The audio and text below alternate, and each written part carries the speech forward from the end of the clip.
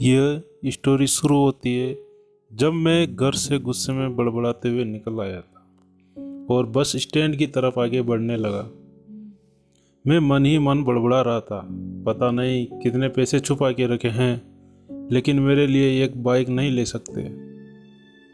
अब मैं यहाँ से चला जाऊँगा और तब तक वापस नहीं आऊँगा जब तक मैं खुद के पैसों से बाइक नहीं खरीद लेता।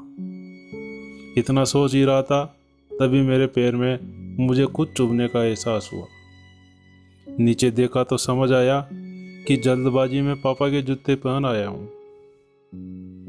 उन जूतों में कील उभरी हुई थी जो मेरे पैर में बार बार घाव किए जा रही थी, लेकिन उस समय गुस्सा अधिक था तो मैं बड़बड़ाते हुए आगे बढ़ गया। एकाएक मुझे याद आया कि मैं पापा का पर्स भी साथ ले आया। मेरे खुरापाती दिमाग में एक ख्याल आया, क्यों ना आज पापा का पर्स चेक किया जाए, जिसे आज तक उन्होंने किसी को हाथ तक नहीं लगाने दिया।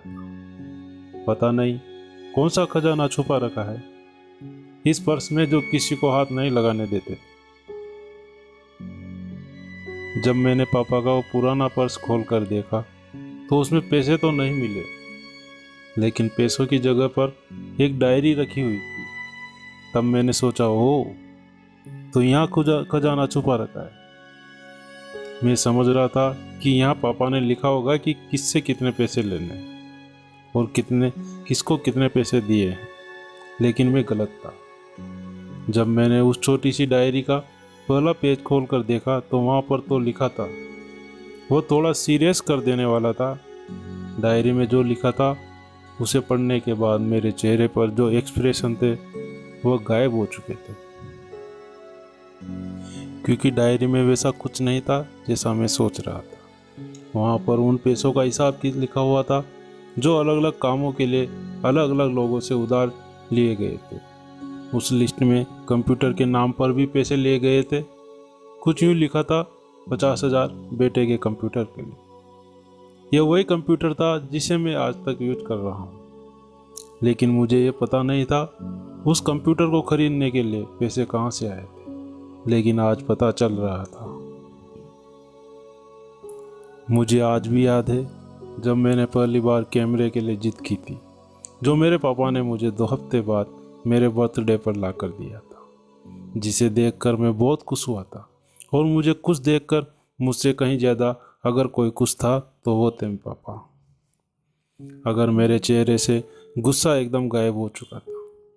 जब मैंने आगे का पन्ना पलटा तो वहाँ पर कुछ विशेष लिखी हुई थी। पहली जो विश थी उसमें जो लिखा हुआ था, अच्छे जूते पहनना। ये बात मेरी कुछ समझ नहीं आई। तभी मेरा पाँव अचानक सड़क पर भरे हुए पानी पर जा पड़ा और तभी मेरे पाँव में कुछ गीलापन होने का एहसास हुआ। जब मैंने जूता उतार कर देखा तो उसका तला टूटा हुआ। ये देखकर मुझे डायरी में लिखी बात याद आ गई। तभी मुझे माँ पापा की कई बातें भी याद आ रही कि कैसे माँ जब कहा करती थी पापा से, अब तो जूते पुराने हो गए, नए ले लीजिए, तो पापा अक्सर एक एक टाल दिया करते थे, जूते अभी और चलेंगे, अभी कुछ दिन पहले तो लिए थे। मुझे आज समझ आ रहा था कि कितने दिन और चलेंगे। साथ ही साथ ये भी समझ आ रहा था कि पापा पर्स को क्यों छुपा कर रखते थे। तभी उस डायरी को पढ़ते हुए बस स्टैंड पर बड़ी बेंच पर आकर बैठी। अब उस डायरी का आखिरी पन्ना बचा हुआ था। उस पन्ने को जब मैंने पलट कर देखा तो वहाँ कल की डेट लिखी हुई थी। तारीख के नीचे लिखा हुआ था 50,000 रुपये बाइक के लिए। बस इतना पड़ा और दिमाग सन्न रह गया। अब मेरे मन में कोई शिकवा गिला नहीं बचा था, बस मेरी आंखों से आंसू बहे जा रहे थे। मुझे आज तक नहीं पता तब मैं क्यों रोए जा रहा था। अब मैं जल्दी से घर की तरफ भागा, लेकिन जूतों की वही कील पाँव में अब तक घाव बनाने में कामयाब हो चुकी थी।